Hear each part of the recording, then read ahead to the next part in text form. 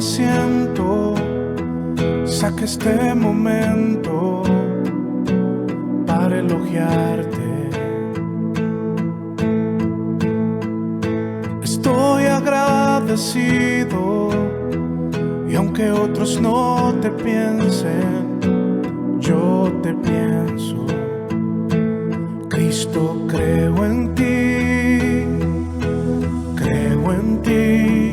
eres más que mi vida. Cristo, creo en ti, he venido a decir cosas lindas de ti. Santo, bueno, ¿cómo es que no te veo?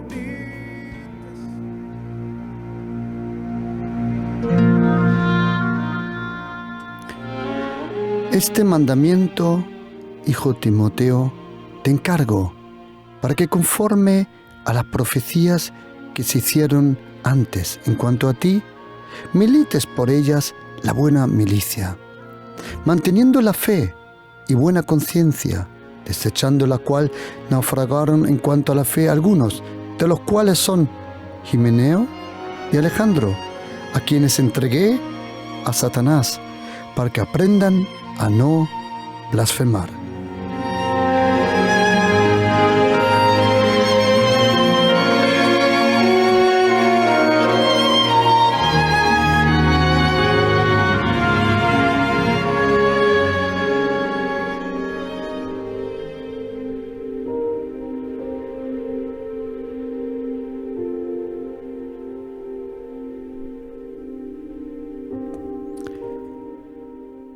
Apóstol Pablo, escribiendo sus últimas 2 epístolas a una persona que iba a tomar el pastorado y la autoridad en esa gran ciudad llamada Éfesos, en lo que hoy conocemos como Turquía. Cuando uno viene al reino de los cielos, uno rápidamente se da cuenta que está involucrado en una batalla. Para crecer sanamente en el espíritu, para crecer de una forma equilibradamente, es importante desde el principio aprender que estamos involucrados en una buena batalla, en una buena guerra, en una buena batalla, en una buena lucha. He oído bastantes veces decir: pastor, antes cuando yo no era cristiano, yo no tenía tantos ataques y tanta presión como ahora. ¿Por qué ahora, siendo cristiano, siento tantos ataques, siento tanta presión algunas veces? La razón por que nosotros lo sentimos, lo experimentamos, es como dijo Jesucristo en Juan 16, en el mundo tendréis aflicción, pero confiad, yo he vencido al mundo. Cuando uno dice sí a Jesucristo, cuando uno dice sí a la salvación, al perdón, a la gracia del Señor, entonces uno nace de nuevo. El nuevo nacimiento no es nada que se busque, es algo que se experimenta. Y cuando uno nace de nuevo, uno entra al reino de los cielos, al reino de Dios. Y en este seminario bíblico de crecimiento espiritual, hoy, juntamente con vosotros, quiero aprender la razón. ¿Por qué razón, si eres cristiano, algunas veces, no siempre, tienes presión, ataques? ¿Y cómo tenemos que reaccionar? ¿Y por qué tenemos ataques? ¿Y quién nos ataca? ¿Contra quién luchamos? ¿Con qué armas luchamos? Y muchas más preguntas que nos vamos a hacer en este estudio bíblico. El apóstol Pablo le escribió a Timoteo y dice, este mandamiento, hijo Timoteo. Es interesante que el apóstol Pablo, de los 27 colaboradores que tenía, solo a 3 le llama hijos. Solo a 3. Tito, Timoteo y luego aquel esclavo que se escapó, del cual podemos leer en la carta de Filemón. Y él le llama hijo, aunque ellos eran cristianos antes de conocer al apóstol Pablo. Los 3 no se habían convertido con el apóstol Pablo, pero por el trato, por la cercanía, esos 3 se convirtieron en hijos espirituales. Tú no eres hijo espiritual porque le das los diezmos a alguien o porque dices, yo me pongo bajo cobertura. No. Eso es otra cosa. Un hijo espiritual es el fruto de un trato y el fruto de una relación. En otro momento vamos a aprender la necesidad, la gran necesidad de tener un padre espiritual. Porque todos nosotros experimentamos o teníamos que experimentar en nuestra vida 3 clases de padre en nuestra vida. El primero es el padre biológico. El segundo es nuestro Padre celestial a través de Jesucristo. Pero el tercero también es muy, muy necesario. Tener un Padre espiritual. El apóstol Pablo lo dice. Si tenéis muchos ayos, o como dice en griego, pedagogos, podéis tener mucho, pero padres tenéis pocos. Hay cosas en la vida que no se consiguen si no tienes un mentor, alguien que cree en ti, alguien que invierte en ti, alguien que te ayuda. Eso la Biblia le llama un padre espiritual. Lo mejor es cuando tu pastor se convierte en tu padre espiritual. Padre espiritual, tú no te conviertes en un padre espiritual por una enseñanza, por una doctrina, solo por un trato. El que no se preocupa de ti, el que no se ocupa de ti, y a quien tú no tienes acceso fácil, libremente, no es tu padre. Así es la cosa, también en el reino de Dios. Pero en eso, y eso lo vamos a aprender en otro momento más profundo. Este mandamiento, hijo, te encargo. Es interesante que el apóstol Pablo no dice este consejo. No, él dice mandamiento. ¿Por qué? Estas 2 epístolas del apóstol Pablo a Timoteo, ahí el apóstol Pablo, él concentra toda su experiencia ministerial y de su vida en el Espíritu, la concentra en estas 2 cartas y se la transmite a aquel joven llamado Timoteo, que luego iba a ser el obispo de la iglesia en Éfeso. También un detalle muy interesante, que en aquella iglesia estaba el apóstol Juan, el último de los 12 apóstoles que todavía vivía. Él era miembro de la iglesia en Éfeso. Y aunque estaba Juan allí presente, el que tenía la autoridad sobre la iglesia era Timoteo. Un detalle interesante que nos enseña el buen trabajo del Espíritu Santo en la vida de Juan, porque cuando Juan, el apóstol, el discípulo a quien el Señor amaba, cuando era joven, él y su hermano Santiago, que literalmente se llamaba Jacobo, siempre estaban en unas peleas, vamos a llamarle así, involucrados con el apóstol Pedro, preguntando quién es el más grande en el reino de Dios. Cuando el Espíritu Santo trató a Juan, cuando él lo trató por su amor y su gracia, el apóstol Juan, cuando era mayor, era miembro de la iglesia en Éfeso. pero la autoridad la tenía Timoteo. Ahí aprendes que una de las lecciones más preciosas, más valiosas y que más te van a bendecir es cuando el Espíritu Santo te ayuda y te enseña a ser humilde de corazón. Este mandamiento, hijo Timoteo, te encargo. No un consejo, sino un mandamiento. ¿Por qué? Dice, para que conforme a las profecías que se hicieron antes en cuanto a ti. Me han preguntado, pastor, ¿usted cree en profecías? Sí, por supuesto. ¿Y en sueños? Pues claro, sin duda. Pero, sean profecías, sean sueños, sean visiones, siempre se tienen que someter a la palabra del Señor. Nunca una profecía, un sueño, una visión está encima de la palabra.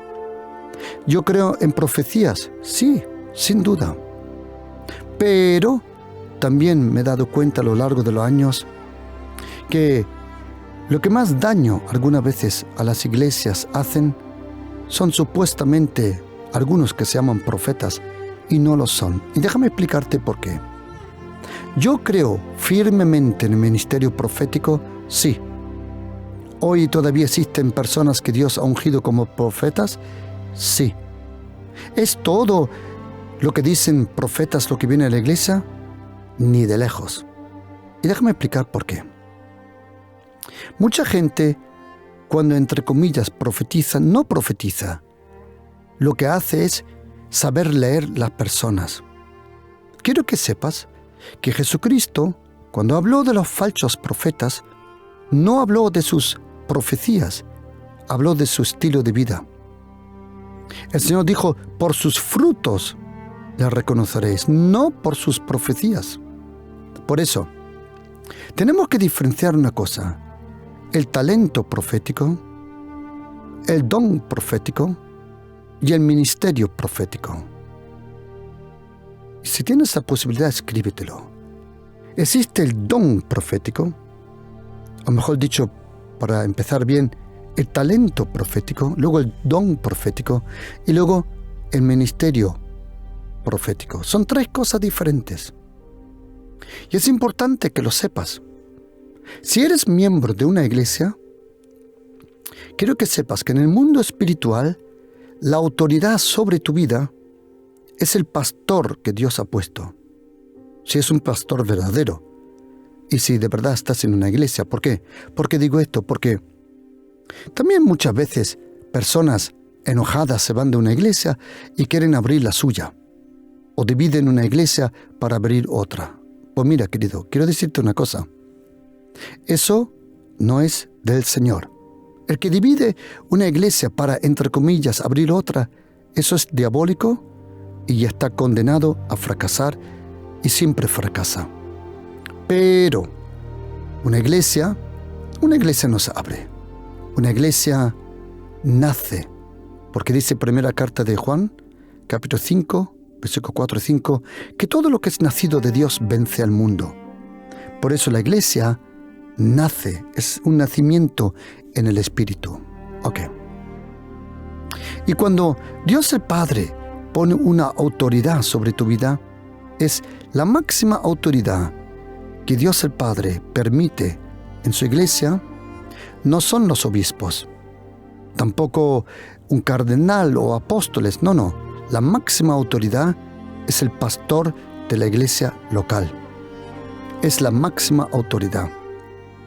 Esa autoridad, o déjame explicártelo con una situación que tuve con nuestra hija Zoe cuando era pequeña. Un día ella me dijo, papá, yo voy a ser doctor. Vale, le dije, muy bien. Y ella me dijo, ¿y qué tengo que hacer para ser doctor? Dije, bueno, para ser doctor tienes que estudiar, memorizar, estudiar muy bien, ser muy buena en la escuela, luego vas a la universidad y allí aprendes, haces tu doctorado y serás doctora. Pocas semanas alguien le dijo, que como piloto, ella tenía 8 o 9 años, como piloto puedes ganar más dinero. Y ella me vino y dijo, papá, ya no quiero ser doctora. Ah, no, dije, ¿y ahora? Dijo, piloto. Y dije, ¿por qué? Dije, porque me han dicho que se gana más dinero. Ah, vale. Y me dijo, ¿y cómo puedes ser piloto? Bueno, le dije, también en la escuela tienes que ser muy buena, tienes que manejar el inglés, pero un inglés limpio, Oxford English, tienes que saberlo muy bien, y luego vas a la escuela de aviación y lo aprendes y eres piloto. Ok. Pero no sé por qué, pero semanas después me dijo, no, tampoco quiero ser piloto. Ah, no, dije, ¿y ahora? Dijo, quiero ser pastora. Y dije, ¿sí? ¿Por qué? Dice, porque entonces todos tienen que hacer lo que yo digo. Dije, no. Dije, no, así no funciona la cosa, no. Y ella me dijo, papá, ¿y cómo uno puede ser pastor? Le dije, hija, mira, eso ya estamos hablando de otra cosa. Pastor solo lo puedes ser si Jesucristo, el buen pastor, te llama a ser pastor. Y me preguntó, ¿y dónde tengo que ir para estudiar a ser pastor? Y le dije, ¿sabes? Solo puedes ser un buen pastor si aprendes del buen pastor de Jesucristo. ¿Existen seminarios? Sí, son buenos también. Pero verdaderamente pastor solo lo vas a conseguir si tienes una profunda, cercana relación con aquel que es el buen pastor, con Jesucristo. ¿Sabes, querido? La autoridad máxima en la iglesia local es el pastor. Es el pastor puesto por el buen pastor. ¿Por qué digo esto? Porque puede venir cualquiera que se llame profeta.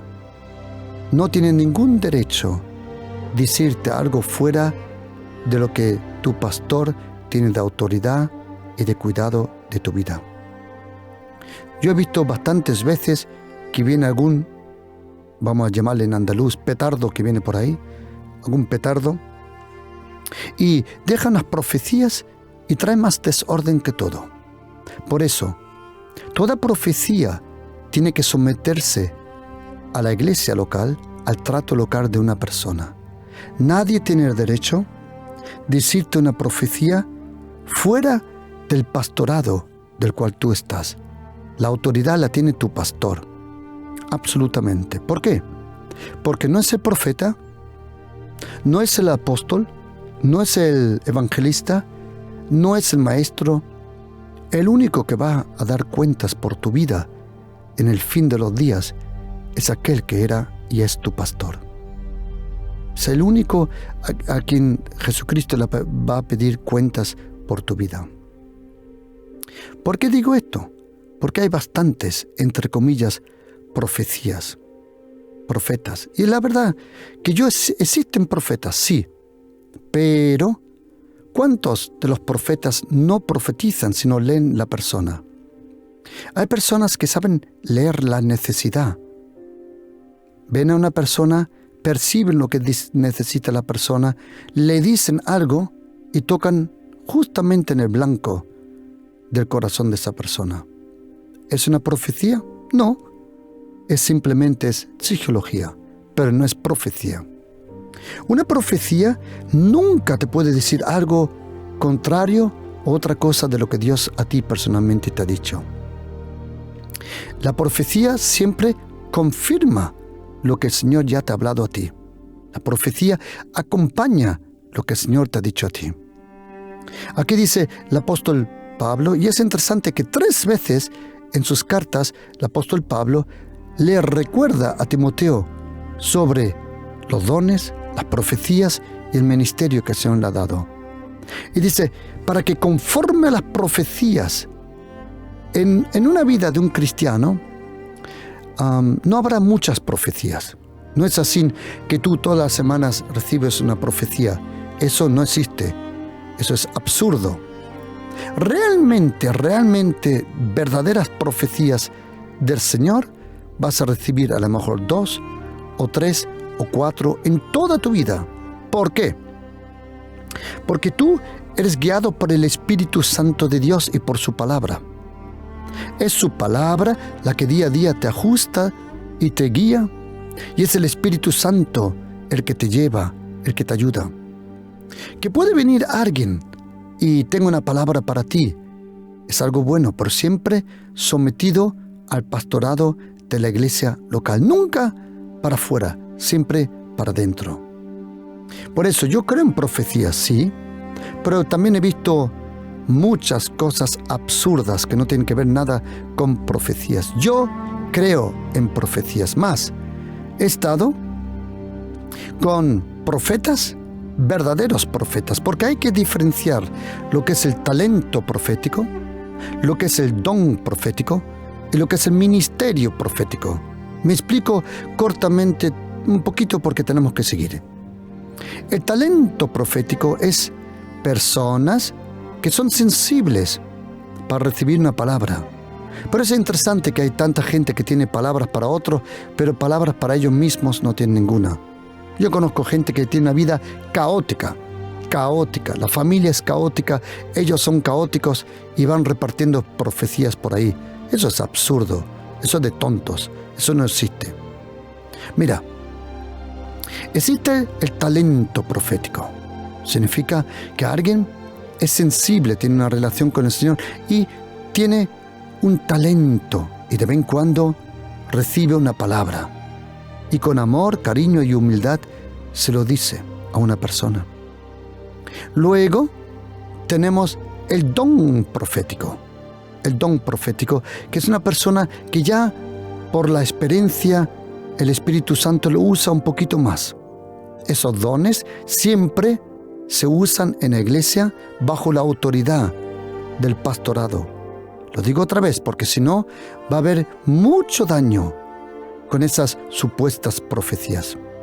Y existe el talento, luego existe el don. Son personas que hablan un poco más en el espíritu, que tienen un don profético. No significa que todo lo que dicen es de Dios. No es así, no. De vez en cuando. Y lo dicen bien. Y luego existe el ministerio profético. Y de esos, probablemente en España, a lo mejor tenemos uno y medio, 1 3/4, a lo mejor tenemos por ahí. A lo mejor 2, maybe. Ministerios proféticos verdaderos, esos ya juegan en otras ligas. Esa gente juega en otra liga. Siempre sometido al pastor de la iglesia local, porque es la orden divina, todo bajo el pastorado. Pero yo he estado en sitios donde he podido experimentar verdaderos profetas que han sido impresionantes. Déjame dar un ejemplo. Hace muchos años, cuando vivíamos en Alemania, estuve en una conferencia en Inglaterra. Iba con el equipo pastorado, íbamos los líderes, íbamos todos, y cuando estuve en esa conferencia, que habían 120 pastores de todo el mundo, de Sudáfrica, de Tailandia, de Australia, Nueva Zelanda, de Katmandú, de muchos sitios, menos de Centro Sudamérica, de todo el mundo había gente. Y yo estaba allí, estaba junto con los checos y los polacos, y estábamos en la última fila, porque nos sentamos en la última fila, y vino un verdadero profeta, a real prophet, uno verdadero, no con un talento, no con un don, sino con un ministerio profético. Y empezó a enseñar. Normalmente los profetas con ministerio profético no son buenos maestros. Hay algunos buenos maestros, pero la mayoría no son buenos maestros de la palabra, pero son muy buenos profetas. Y entonces este hombre, que era un buen maestro de la Biblia, buenísimo, en medio de su predicación, para y señala para atrás. Y dice, tú. Y las filas se abrieron. Y él me señaló. En ese momento tienes que saber que yo vivía en Alemania. Y en Alemania era impensable tener una radio o televisión. Impensable. Era impensable. En ese momento era impensable. Entonces él me miró y dijo: veo sobre tus vidas ondas de radio y ondas de televisión. Voy a confesar lo que yo pensé. Yo pensé: pobre profeta, no habrá dormido bien. Seguro tiene sueño el pobre. No ha pegado ni un ojo esta noche. Corazón ve ondas. Lo que él no sabía, lo que yo no sabía, es que el Señor estaba hablando proféticamente que en algún día iba a tener la posibilidad de predicar el Evangelio por la radio y por la televisión, cosa que hoy está sucediendo. Una profecía es el idioma del futuro traído al presente, pero cuando es una verdadera profecía. Y el apóstol Pablo le dice a Timoteo: conforme a las profecías tienes que luchar la buena milicia, la buena batalla de la fe, la buena milicia. ¿Qué significa eso, la buena milicia? Y dice, ¿cómo? Manteniendo la fe y la buena conciencia. Ahora tienes que saber una cosa graciosa, que la palabra conciencia en hebreo significa riñones. Riñones. Porque antiguamente se pensaba que el mal carácter estaba en la sangre, que la conciencia estaba en los riñones, y antiguamente los hebreos, ellos asociaban ciertas partes del cuerpo con tu estilo de vida. ¿Quién subirá al monte del Señor? El que tiene las manos limpias. ¿Ah? Ser circuncidado en el corazón, en los oídos, en la lengua, en los labios, en la boca. Y una de las cosas era esto, que antiguamente se pensaba que la conciencia estaba en los riñones. Eso en Salmo 16 lo dice. La conciencia en los riñones.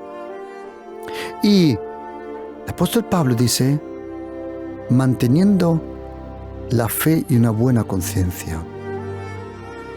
La conciencia es algo que lo tenemos todos. Pero a algunos la conciencia ya no les funciona. ¿Por qué? Porque la han dañado tanto que ya no funciona.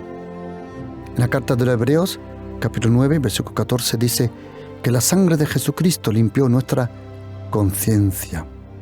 Conciencia. Y sabes, la conciencia obedece un secreto, no la engañas. Tú no puedes engañar tu propia conciencia.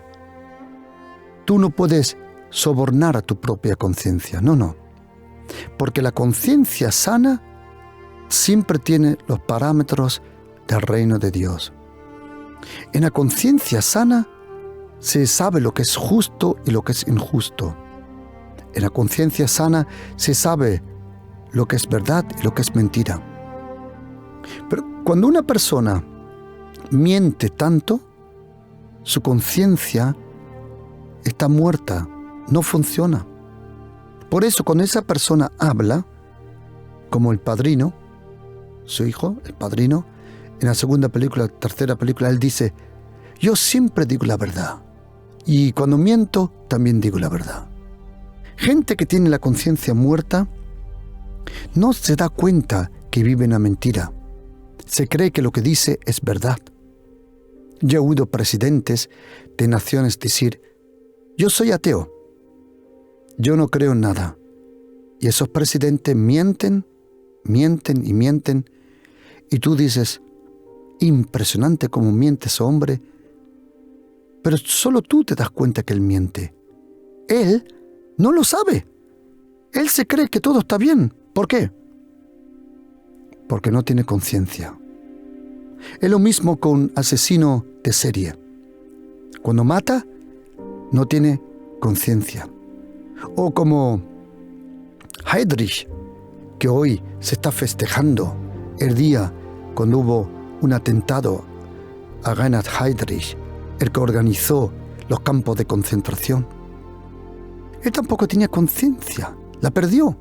Nació en una casa cristiana, pero se juntó con los neonazis, o mejor dicho, con los nazis, con Himmler y con Adolf Hitler, y perdió la conciencia. ¿Sabes qué? Mató a más. Él era culpable por más de 1,5 millones de judíos que mató. Y él se iba a casa a celebrar, imagínate, Navidad, a cantar Heilige Nacht, Stille Nacht. ¿Por qué? Porque no tenía conciencia. La conciencia es algo que te advierte. La conciencia, querido oyente, tú y yo tenemos una conciencia. Si tú y yo no hacemos caso a nuestra conciencia, entonces tu conciencia se va a callar la boca. Déjame darte un ejemplo. Atención. Conocí a un, no sé cómo se llama en español, anticuario. Uno que vende antigüedades, cosas viejas. ¿No? Bueno, tú también tienes muchas cosas viejas en casa, pero eso le llaman caos, no antigüedad. Y ese hombre tenía tiene hasta hoy antigüedades. Y ese hombre es de Madrid y tenía una gran nave. Y la gente entraba para ver las antigüedades y comprarlas.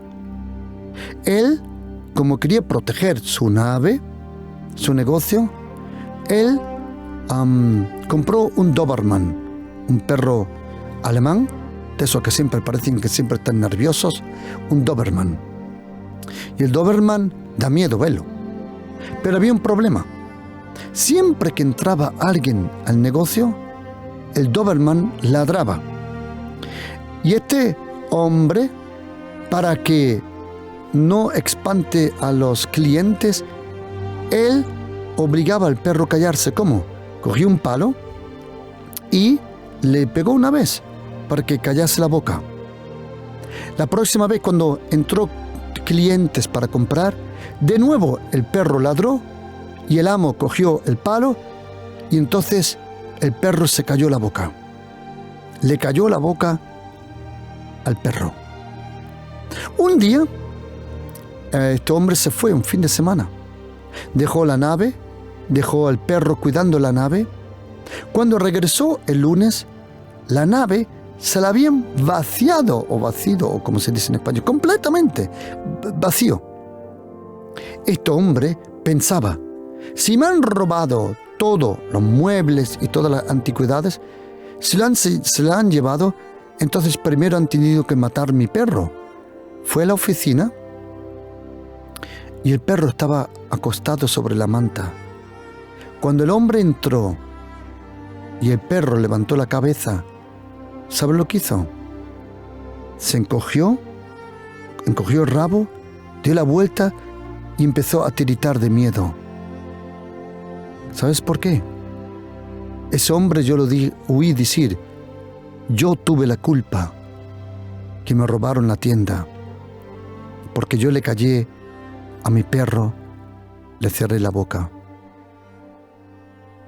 Tu conciencia es ese Doberman que te dice cuando algo está mal. Si tú le callas la boca mucho a tu conciencia, vendrá el día que tu conciencia ya no te puede proteger.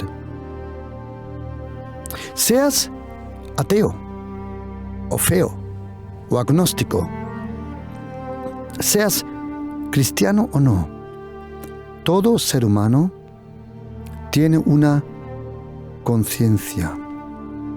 Y esa conciencia te habla, te acompaña, te recuerda. Es la conciencia que te recuerda cuando te acuestas y te dice la verdad. Oye, esto no estuvo bien. ¿Y sabes qué, querido oyente? El apóstol Pablo dice que esta guerra espiritual no la vas a ganar porque estás chillando como una loca ahí. No. ¿Sabes, querido?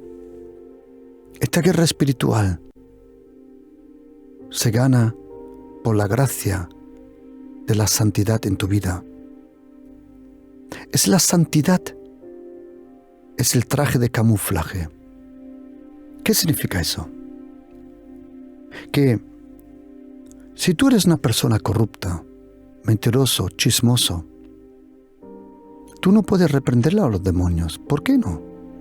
Porque tú, si no tienes control sobre tu lengua, sobre tu carácter, ¿me puedes decir, por el amor de Dios, qué demonio te va a hacer caso?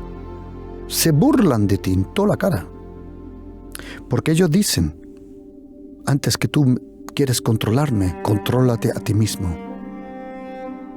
Por eso, querido, dice el apóstol Pablo, que tenemos que mantener la fe en Dios y la fe a Dios y la buena conciencia, porque si no, desechando la cual, si tú desechas o si tú le cierras a tu conciencia la boca, va a pasar una cosa que se llama naufragar. Me gustaría intentarlo, voy a intentarlo, aunque no sé si lo voy a conseguir. Voy a intentar de explicar esta palabra, porque yo sé lo que dice en griego, y...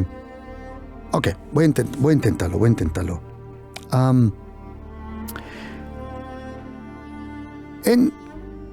Yo estaba trabajando, nuestra empresa estaba en el puerto.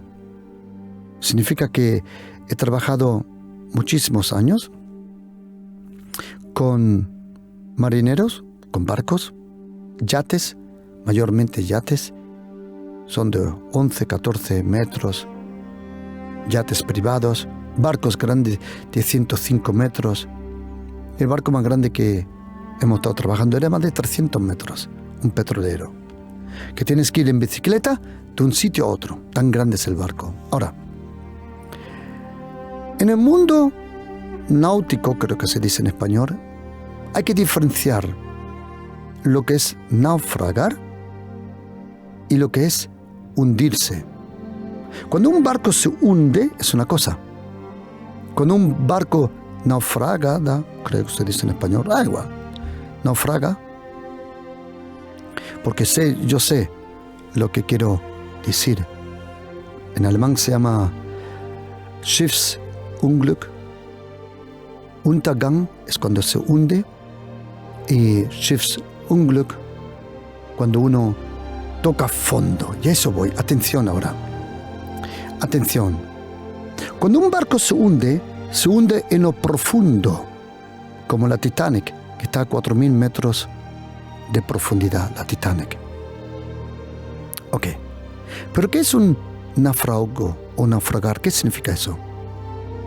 Naufragar significa que tú con el barco, sin saberlo, te acercas tanto a rocas o a la playa o a una isla que debajo del agua, no lo ves, hay rocas y rocas que no están muy profundas y tú con el barco te crees que todo está bien y pasas por encima y te quedas atrapado en esas rocas. Y ahora viene un problema.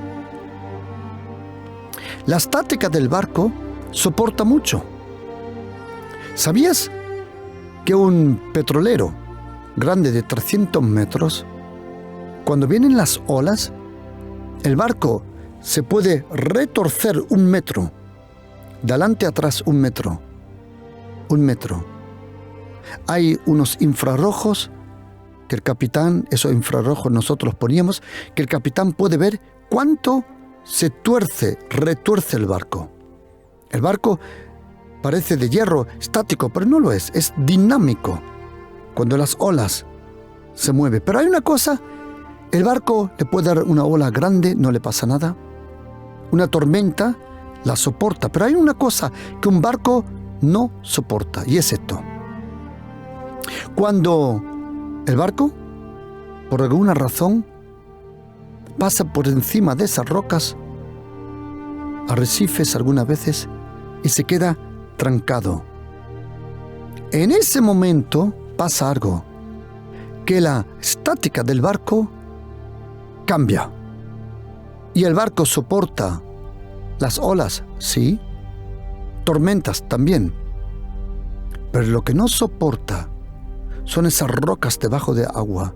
No que las rocas le rompan, sino que al quedarse atrapado cambia la estática y una ola que afuera en el mar no le hace nada, porque está encima de esa roca, lo puede partir en dos.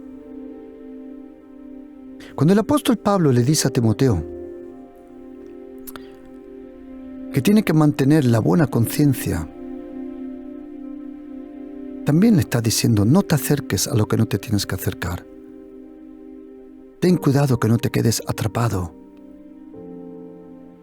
¿Sabes, queridos? La Biblia nos dice que tenemos que reprender al diablo, pero, atención, huir de la tentación. Queridos, ladies and gentlemen, mira, a la tentación no se le reprende.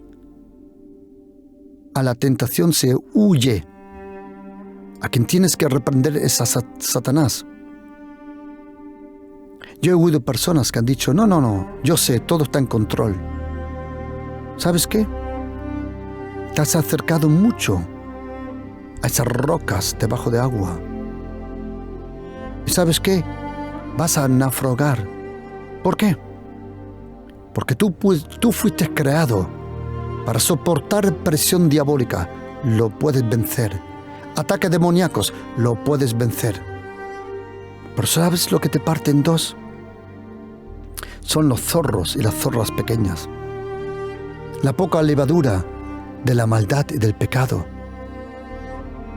Esas cosas escondidas debajo del agua, que nadie ve, pero tú sabes que están en tu vida. Y queridos, en esta guerra espiritual, con la mano al corazón, querido y querida, por favor, por el amor de Dios, antes, o déjame explicarlo de otra forma.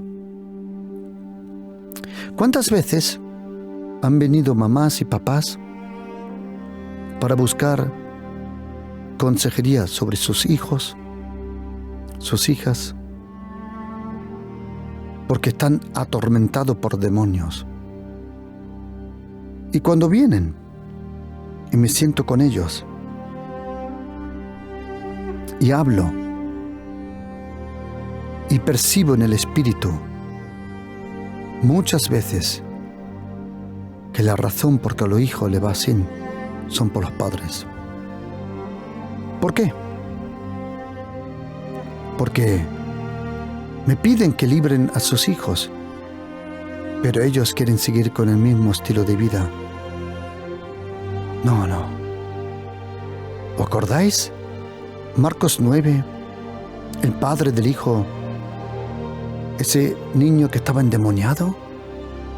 Léelo atentamente. Al principio, cuando el padre trae al hijo, dice: he traído a mi hijo para que le ayudes. Luego dice: para que nos ayudes a nosotros. ¿Y cómo terminó la historia? Diciendo: Señor, ayúdame a mí. ¿Por qué? Porque la clave de la liberación para el hijo estaba en el padre. Y queridos, ten cuidado de la conciencia. No te permitas lo que tú sabes que no es bueno para ti. Quiero decirte que gente mucho mejor que tú y yo ya hemos caído, o que han caído, perdona. Mucha gente mucho mejor que tú y yo ha caído. Por eso, queridos, en el nombre de Jesús, pídele al Señor que te ayude. Porque, queridos, cuando te enfrentes a esos poderes diabólicos, perversos, que son como animales, son demonios. Pastor, ¿se puede reprender a demonios? Claro, por el amor de Dios. Es lo más pupiniqui, lo más fácil que hay. ¿Qué dijo Jesucristo? El príncipe de este mundo viene, pero no tiene nada en ti. Importante que el enemigo no tiene nada en ti.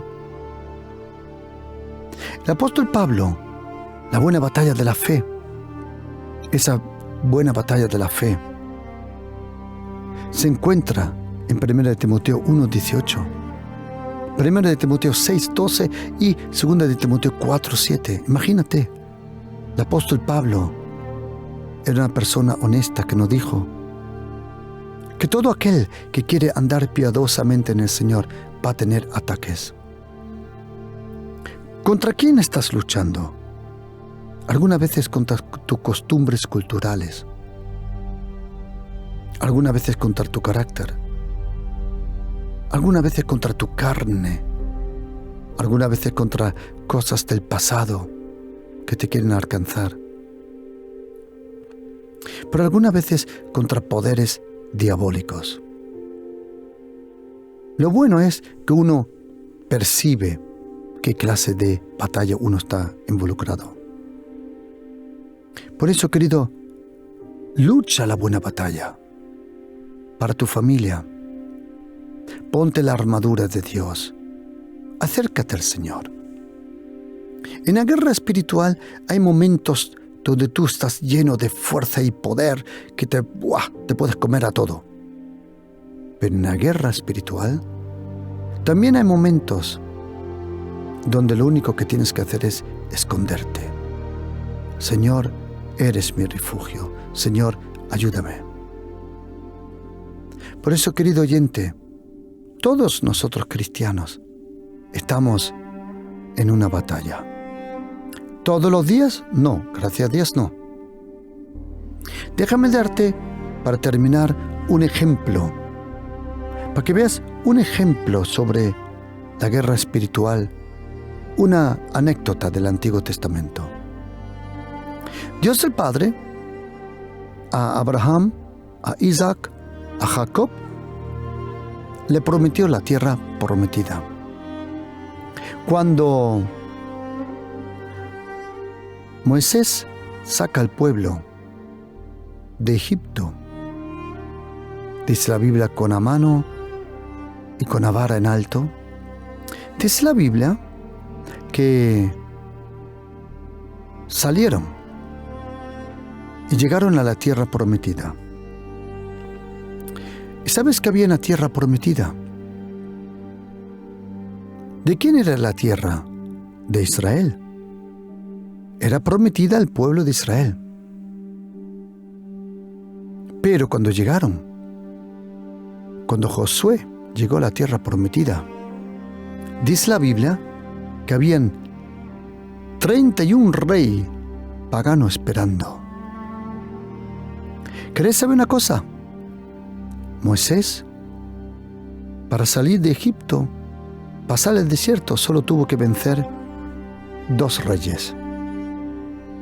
Pero para entrar en su tierra prometida, tuvo que luchar Josué contra 31 reyes.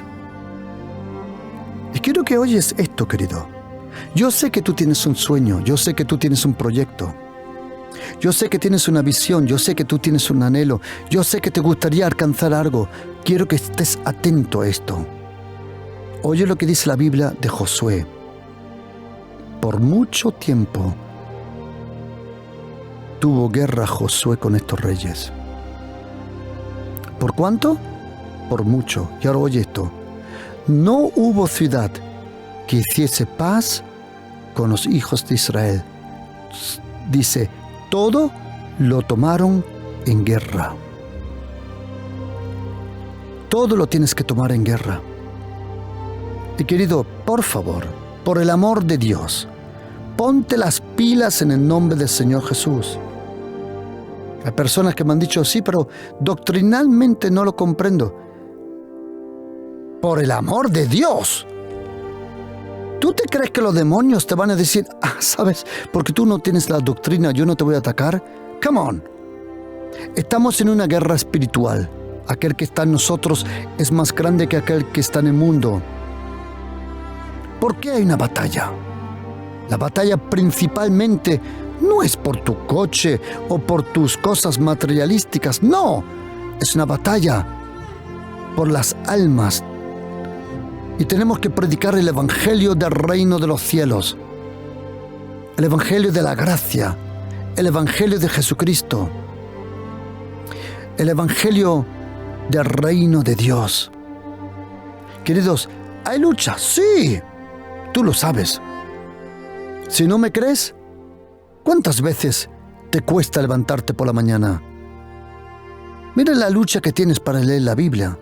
Mira la lucha que tienes para orar. ¿Que no hay lucha? Ponte 3 días a ayunar, ya te das cuenta si hay batallas o no. Querido, es tiempo de ponerse la armadura de Dios. Es tiempo de ganar la buena batalla para tu vida, para tu familia, para tu entorno, para tu iglesia. Uno tiene que hacerlo. Uno solo en una familia. Uno solo en un entorno se tiene que poner las pilas. Es decir, se acabó. Yo y mi casa serviremos al Señor. Por eso, querido oyente, lucha la buena batalla. La Biblia conoce la guerra, la batalla y la lucha. La lucha es individual, es tuya. La batalla es de la iglesia y la guerra es del Señor. Y no temas. El arma que tiene Satanás, lo único que le ha quedado es la mentira. Sigue adelante. No desmayes. No estés decepcionado. Alza tus ojos hacia los montes. ¿De dónde vendrá mi ayuda, mi inspiración? Querido oyente, si usted supiera que lo mejor está por venir, ahora hubiese una gran sonrisa en su cara, como Josué en Egipto.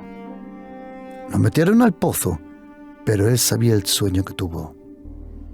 Lo vendieron en el mercado, pero él conocía el fin de la historia. Lo acusó falsamente la esposa de Potifar, pero él sabía lo que estaba llamado. Lo metieron a la cárcel, pero él sabía cómo iba a terminar todo esto. Se olvidaron de él, pero él sabía que Dios es fiel cuando da una palabra. Por eso, querido oyente, acuérdate de esto. Jesucristo es el Señor. Él reina, Él ha resucitado y el Espíritu Santo está aquí. El reino de los cielos está aquí y su gracia nunca se apartará de nosotros. Que Dios te guarde. Shalom.